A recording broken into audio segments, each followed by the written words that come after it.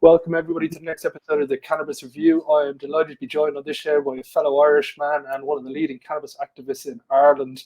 He is also an independent political candidate and the founder and host of the hugely popular Martin's World podcast. Martin Condon, how are you keeping? I'm very good, Owen. Thanks very much for having me on again. I really appreciate it. Delighted to have you on the show, man. You're all over the news with the campaign you created recently. Can you give everybody a little overview of what was National Legalise Cannabis Day and the campaign that you brought about? Because it was pretty impressive, the response that you seem to have got from it. Yeah, I suppose all credit has to go really to Luke Flanagan, who is the real creator of the National Legalise Cannabis Day campaign. He founded it back in 2001, in November 2001, November 5th, 2001, when he went about and rolled up. He said to me in a recent interview over 400 cannabis joints and sent them to all of the politicians, senators, local councillors, and media also across the island of Ireland. And that got a great load of attention for the campaign at the time. He also delivered a cannabis plant to the then National Drugs Minister in charge of the drug strategy.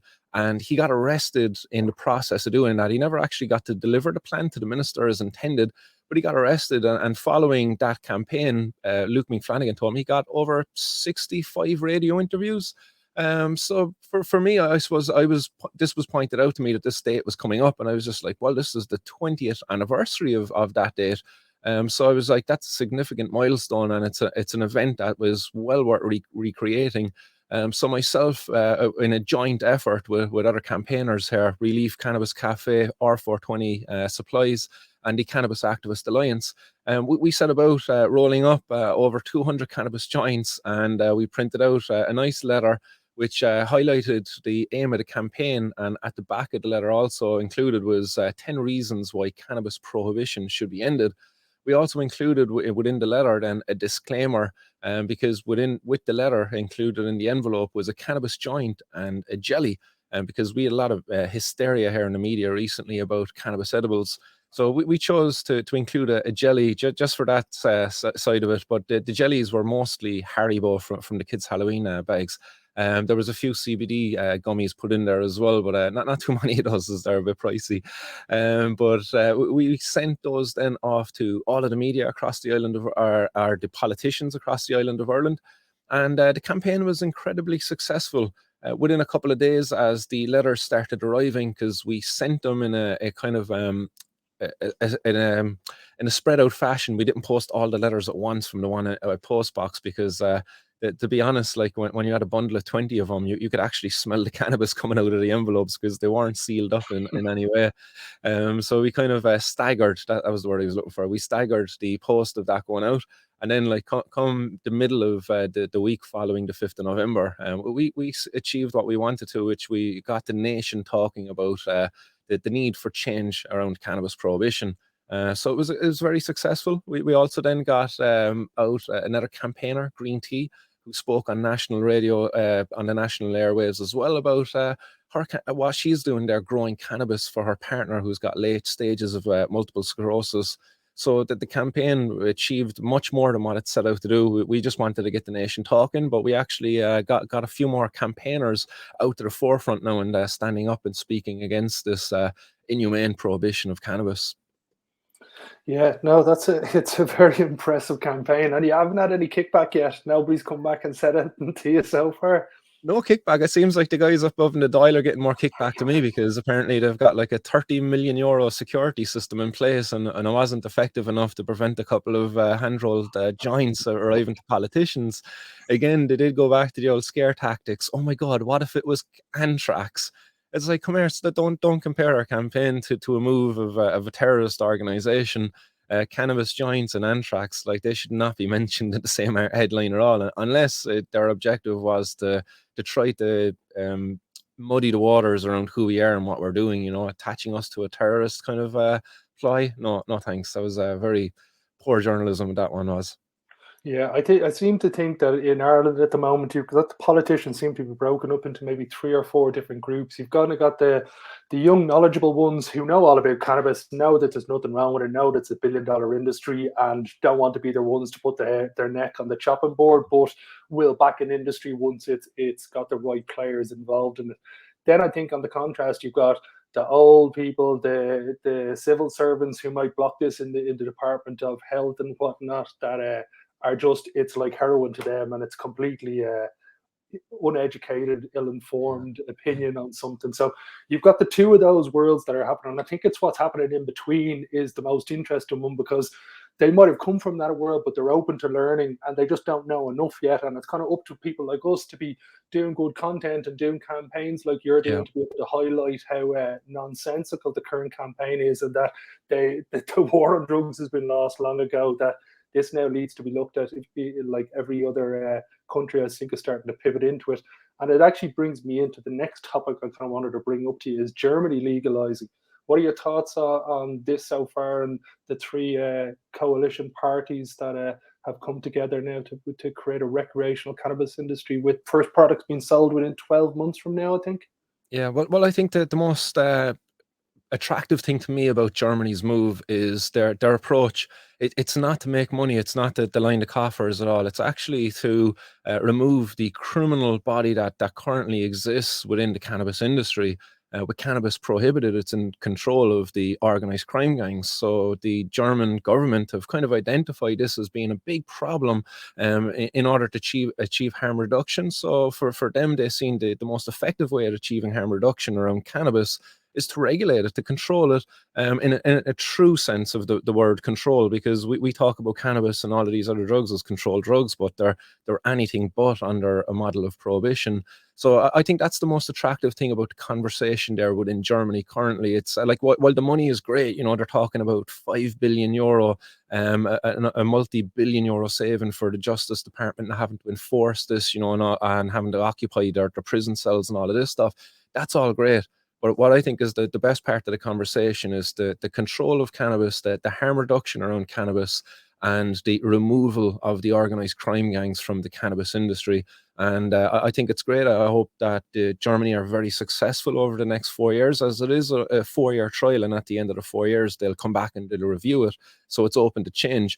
But I hope the findings are as to be expected, which is that, yes, ending prohibition, regulating cannabis will achieve what they're setting out to do, which is eliminate the organized crime gangs. We don't need these organized crime gangs in our society. There's enough bad players out there without creating a fictitious system for them to exist within, which is prohibition of cannabis. So yeah, it's a great thing. I think that's going to send shockwaves then across the rest of Europe, because as we're having conversations here then in Ireland, those dinosaurs that you mentioned within the ranks of our government, it'll be much harder for them to discredit the conversation around this now, because like for them to say, oh, that's a foolish idea, they can't say it anymore, because it's like, well, are you saying the German government currently is a foolish people, that they're making a mistake? And because I don't think any of our ministers would want to get on the bad side of Germany, because they're a big player within Europe.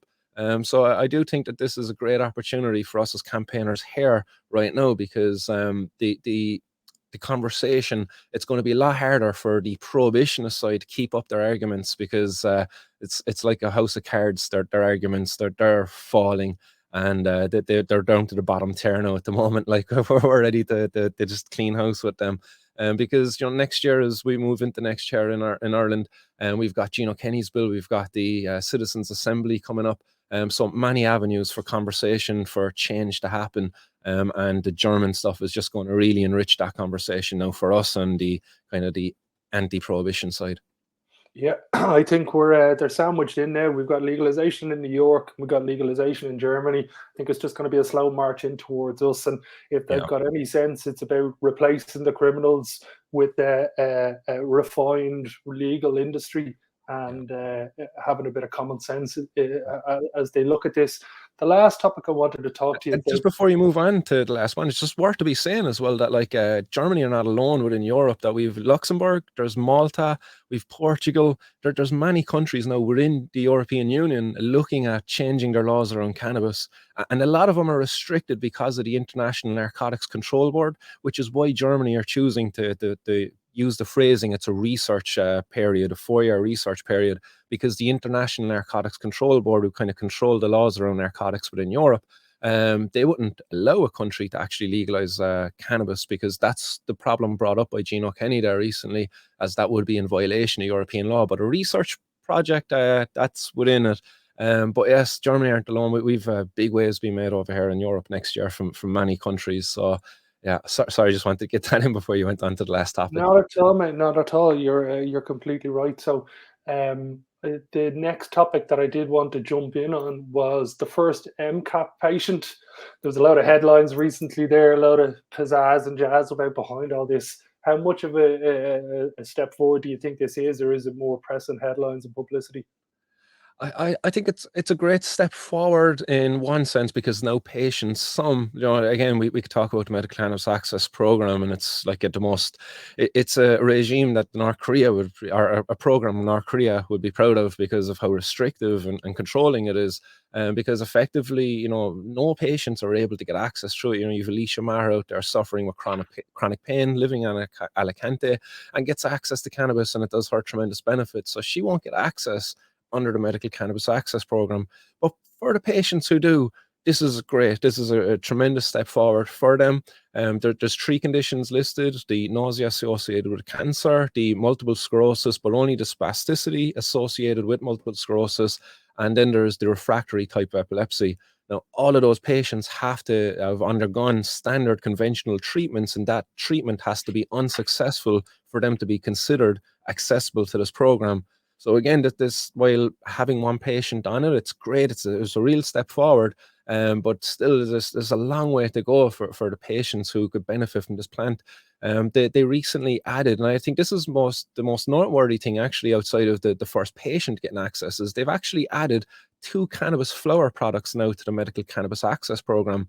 One of them is a 22% THC variety of cannabis from Bedrocan. The other one is, I believe, a 13.5% THC variety from Bedrocan. And I believe they've got a content of CBD in there in the region of about 1% as well in both flowers. But what this does again for us as campaigners here in Ireland is it's more fuel, it's more ammunition for us to use to counter the arguments of the prohibitionists. How can they tell us that that the cannabis plant that's being grown by a person who wants to mitigate maybe the onset of their glaucoma or something like that, or maybe to reduce the effects of their arthritis, how can we tell them that they're a criminal and what they're using is not medicinal, when we now have cannabis flowers included on it? Is this cannabis flower in some way superior? It's like, if it is, please prove it, like, because I can't see how they can justify having one regarded as a medicinal product, and meanwhile, like, the other is like, no, you're a criminal, and that's a dangerous drug that you're dealing with there. It's Yeah. The only one I would say with that is, what I seem to think what they've done is that somebody like Denmark has got this ornamental flower pharmaceutical industry, so they know how to grow a rose a million Mhm. times over the exact same way. And I think this is what Bedrocan have done, is that they've kind of given a specific method, let's say, that they can guarantee that every single bud of flower is going to be this exact percentage of THC. So Yeah. I think that's where they're getting around the loophole, but that's not to say that homegrown laws shouldn't be in essence a part of any law or any industry that comes into Ireland. It's a must, I Yeah. think, for the whole industry to be able to agree on that. Yeah, I think they're using maybe a tissue culture method, which might be Yeah, outside of the realms of possibilities for the conventional gardener out there, but still cloning a cannabis plant, it's well within the realms of possibilities for a conventional gardener to do that, and it is quite consistent. And again, if you were to end prohibition and if you had access locally to a service that would test your cannabis, then you could see if your growing program, your gardening program at home is consistent in putting out the variety of cannabis that you need for whatever condition it is that you want. And even if it's not, again, if you as a conventional gardener, you might be somewhat um, trained to blend these different extracts, and you could again blend them to make your own confine or consistent ratio of cannabinoids there again. So again, the prohibition of cannabis is what makes it impossible for people to do this currently. Once we remove prohibition of cannabis, we'll make it a lot easier. I was looking at the medical cannabis access program, like, and a 50 milliliter bottle of one of these extracts that's currently under the Can Epil, that one. Cannibal, yeah. Yeah, so going with the 50 ml bottle, which is the most kind of cost saving one, because if you go for the lower bottle, it's even more expensive. But it works out at it's 450 odd euro for the whole bottle. But with the amount of cannabinoids that are in there, it works out at being about 90 euro per gram of cannabinoid. So it's like 100 milligrams of THC per milliliter, and there's 5 milligrams of CBD per milliliter. And when you work it out, break the cost down, like when you're looking at just the active ingredients, if that's what you're after, going from the cost of that per gram, it's more expensive than gold. Gold currently is €50 per gram. And currently our government are buying in cannabinoids that are more expensive than gold, per weight. Which is absolutely crazy. When you could grow this stuff out your back garden, imagine you could grow something out your back garden that's more expensive than gold currently. Like, there's Yeah, fellas that's turning over crazy. mountains at the moment to get access to gold. Like, they're ruining the environment. And meanwhile, you could pop a few seeds and you've got something that's just as valuable Yeah. and more beneficial than gold, because really what beneficial is gold outside of maybe the computer stuff you do with it. But Yeah, no, agreed, agreed, agreed. I think we've got a lot to look forward to now in Mm, 2022, and hopefully there's major steps ahead with Gino's bill and a lot of other things coming.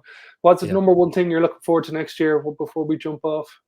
Yeah, the Feed the Birds campaign here in Ireland, we're going to launch a Feed the Birds campaign again, where we're going to do some fun events on the run up to it through January, February, and March.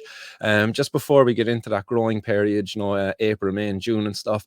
We're hoping to give away a load of free seeds to people to promote the Very event. But nice. the Feed the Birds campaign, if people don't know about it, we're just encouraging people to use hemp seeds to feed birds. And then hopefully, these hemp seeds might sprout up a few cannabis plants around the place, which might gather the attention again from the media, and get the conversation happening again. So that's something I really look forward to again next year, is the Feed the Birds campaign and all of the events coming up, because the calendar is really filling up there now, for Ireland and the cannabis community for next year. So big things to come. Yeah, that's great to hear, mate. Great to hear, and I look forward to all that we have got to come now in the next 12 months ahead of us. So thanks again for taking your time to come on the show, mate. It's very much appreciated. For everybody who haven't check out Martin's World on all the social channels and his own YouTube channel as well. It's a very, very good show and very educational. So thanks again, Martin, So for coming on the show. Everybody, we will chat on the next episode. Until next time.